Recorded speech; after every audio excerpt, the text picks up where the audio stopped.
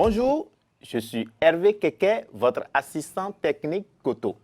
Maintenant que vous savez comment installer la batterie, le contrôleur de charge et les panneaux, je vous propose dans cette première partie de cette vidéo de voir ensemble comment prendre soin du câblage.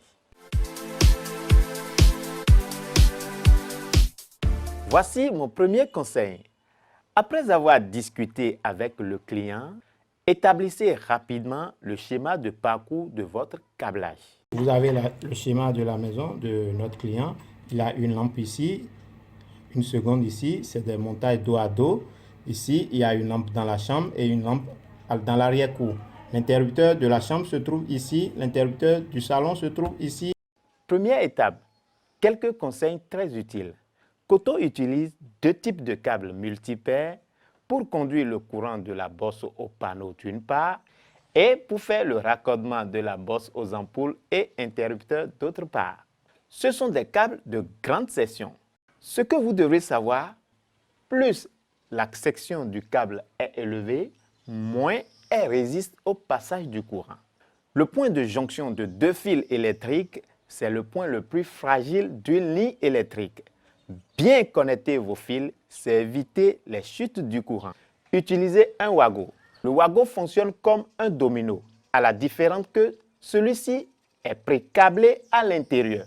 2, 3, 4, 5 trous ou plus peuvent être raccordés entre eux.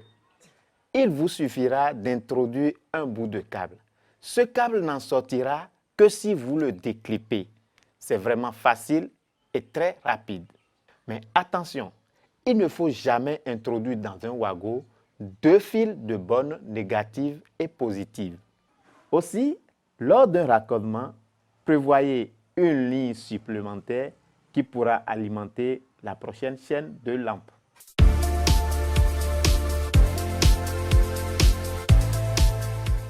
Prenons notre schéma de câblage pour illustration. Comment raccorder à l'aide du wago un interrupteur à double entrée pour alimenter deux lampes? Suivez avec une grande attention. Le branchement des lumières partira du port 1 du contrôleur de charge. À l'aide de ce tambour, je vais raccorder le câble qui va servir l'alimentation des lumières sur le port numéro 1. À l'aide du wago, j'introduis le bout du câble dans le wago et je ferme. Évitez dans la manipulation des câbles que la bonne plus touche la bonne moins. Sinon, vous savez la suite. C'est le court-circuit. Mettez les attaches pour maîtriser les câbles contre le mur à des intervalles réguliers chaque 50 cm. C'est le câble que nous avons branché sur le port 1 que nous avons récupéré ici. À l'aide du marteau, tapez bien droit sur la tête des pointes d'attache pour éviter le coup de marteau sur le mur du client. Nous allons utiliser ce câble pour alimenter les lumières. Le câble doit être bien droit contre le mur. Respectez les angles de 90 degrés. Utilisez le plus grand raccourci. Le plus grand raccourci de notre installation, c'est de partir de notre bosse, de venir sur les lampes L1 et L2, faire un raccordement dos à dos et passer directement sur les lampes de la chambre et de l'arrière-cour. Ici, vous avez la source qui provient de la bosse port numéro 1. Ici, vous avez la ligne qui va sur l'interrupteur, c'est déjà dénudé pour l'identifier. Ici, vous avez la ligne qui provient de l'interrupteur pour allumer les lampes. Ici, c'est les deux bonnes de l'ampoule de dehors. Ici, c'est la ligne qui va continuer l'installation pour alimenter d'autres sources. J'ai fini avec les bonnes positives. Je branche la lumière du dehors.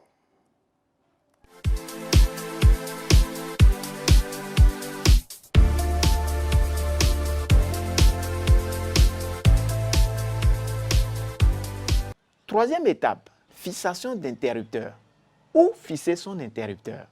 En général, l'interrupteur est fixé à l'entrée de la porte du salon, des chambres ou de l'arrière-cour.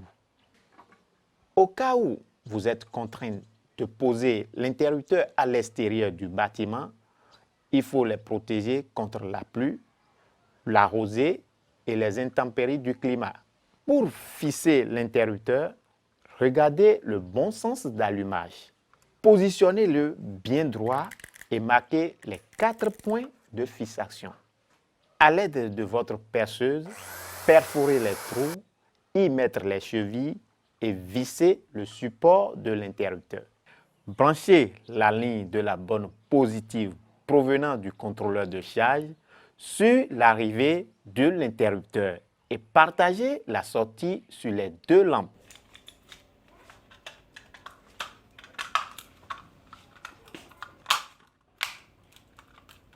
Quatrième étape, fixation des douilles et ampoules. Il faut positionner la douille à l'endroit choisi avec le client. Cet endroit doit être stratégique pour mieux éclairer la pièce. À l'aide de votre perceuse, perforez 2 trous pour fixer la douille. Raccordez la bonne négative provenant du contrôleur de charge au pôle négatif des 2 douilles. Ici, le wagot utilisé pour le raccordement aura 3 trous. On y branche 2 lignes pour chaque douille et une ligne pour l'arrivée et celle qui continue pour alimenter d'autres lampes. Une fois câblées, installez vos douilles et lampes. Il faut toujours respecter la polarité des douilles. Mon astuce pour camoufler les wagots. Il suffit de les cacher sous la douille avant de la fisser contre le mur. Ce schéma de raccordement que j'ai caché sous la douille est aussi faisable dans un boîtier de dérivation. Je veux monter la seconde douille.